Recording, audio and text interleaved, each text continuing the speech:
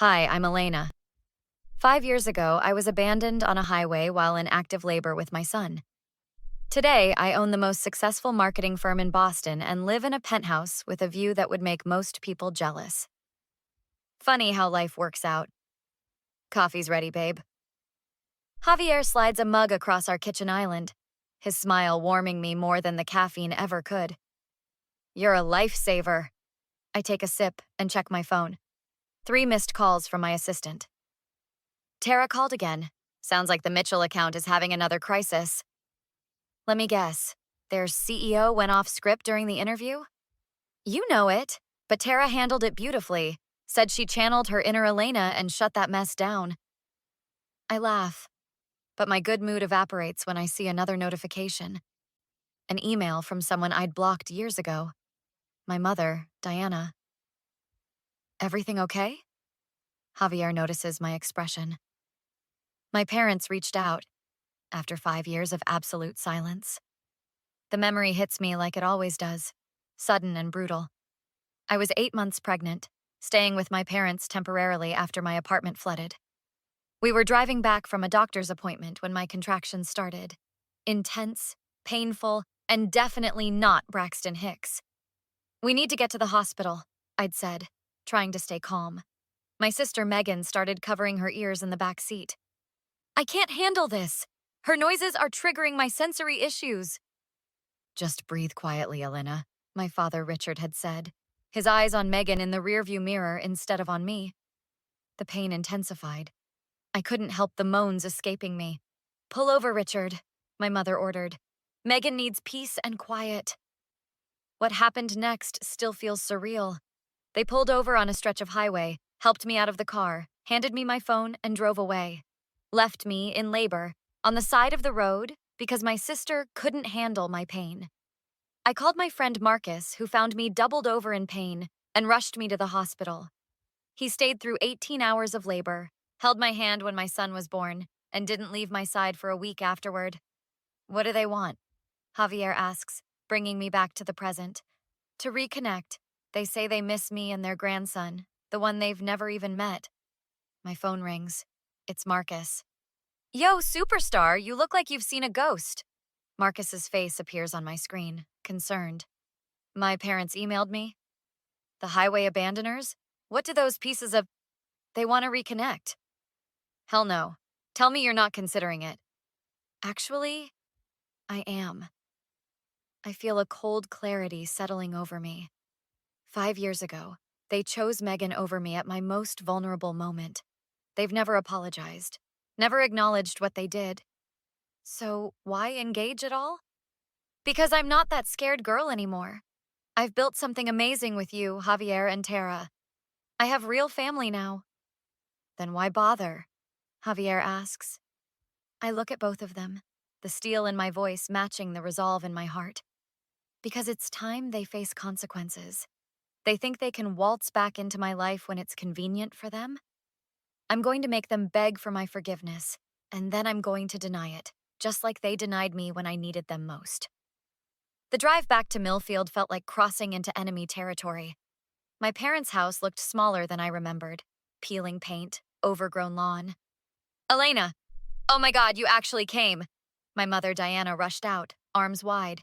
She stopped when I didn't reciprocate. You look expensive. Success does that? I brushed past her, noting the worn furniture inside. Where's Richard? Your father's in the den. He's not been himself since the layoff. So that's why they suddenly wanted to reconnect. Money problems. Richard stood when I entered, his commanding presence diminished. There's my girl. I stopped being your girl on that highway. We've missed you terribly, and we'd love to meet our grandson. His name is Leo. He's 4. Not that you've ever asked. The front door banged open. Where's the prodigal daughter?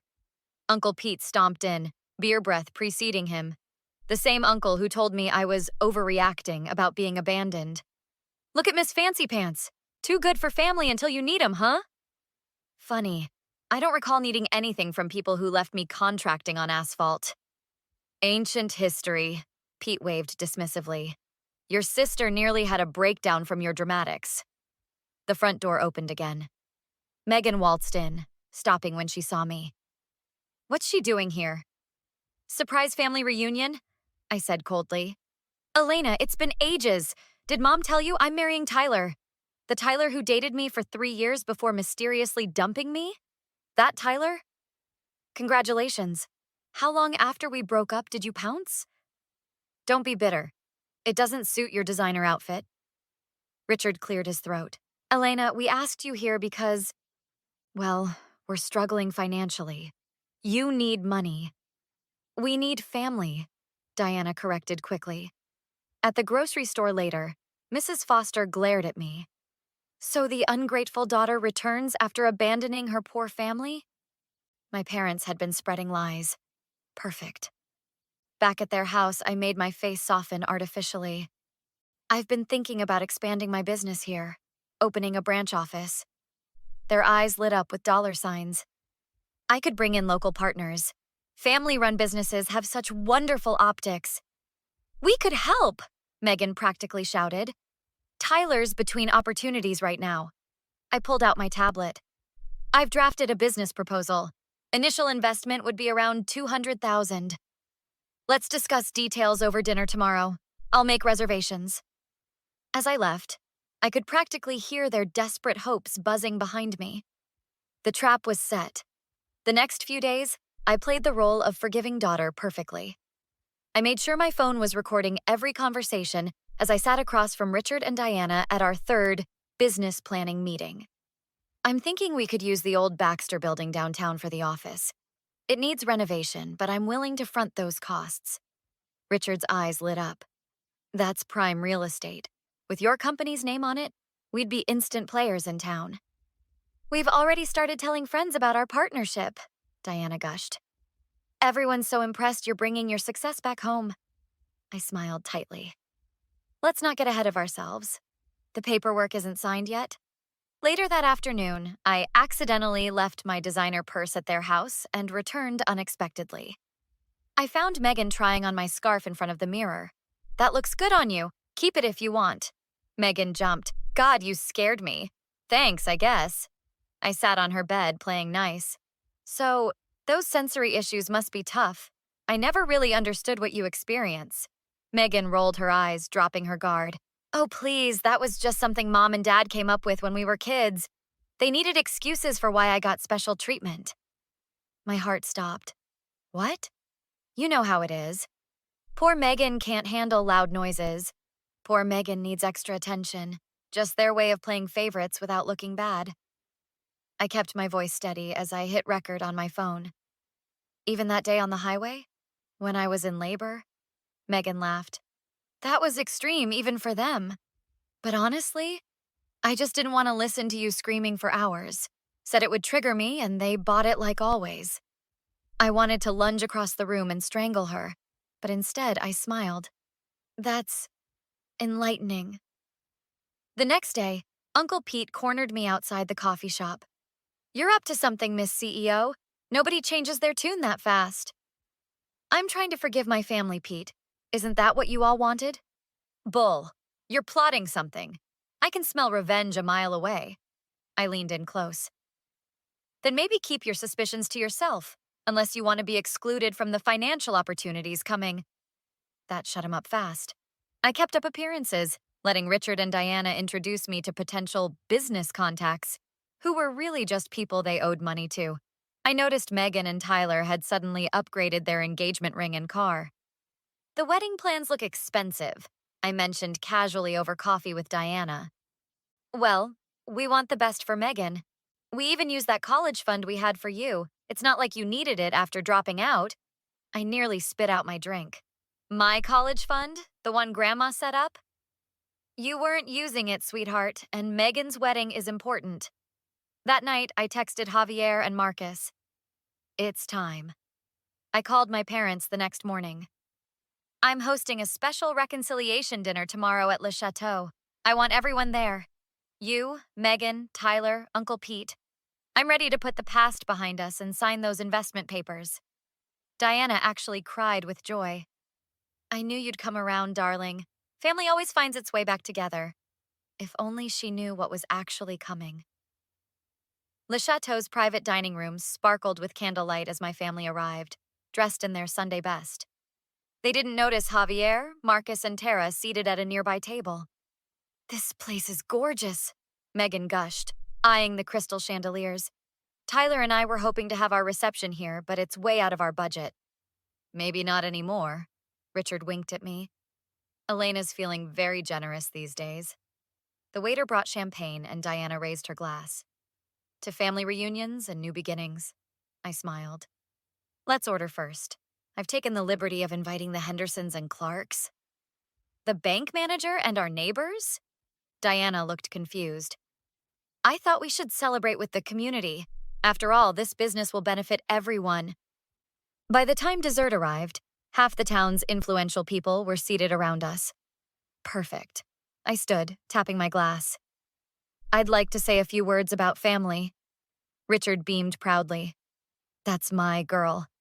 Family should be the people who catch you when you fall, who stand by you in your darkest moments." Nods all around.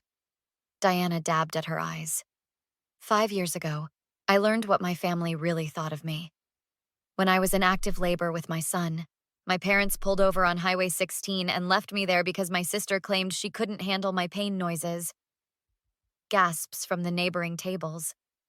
"But that was just the beginning. Megan, would you like to explain about your sensory issues?" "Elena, this isn't the place." I pulled out my phone. "Let me help you then." Megan's recorded voice filled the room. "That was just something Mom and Dad came up with when we were kids. They needed excuses for why I got special treatment." Tyler's jaw dropped. "You said you had a medical condition." "And Diana, about my college fund?" Another recording played. "We even used that college fund we had for you. It's not like you needed it after dropping out." "I didn't drop out.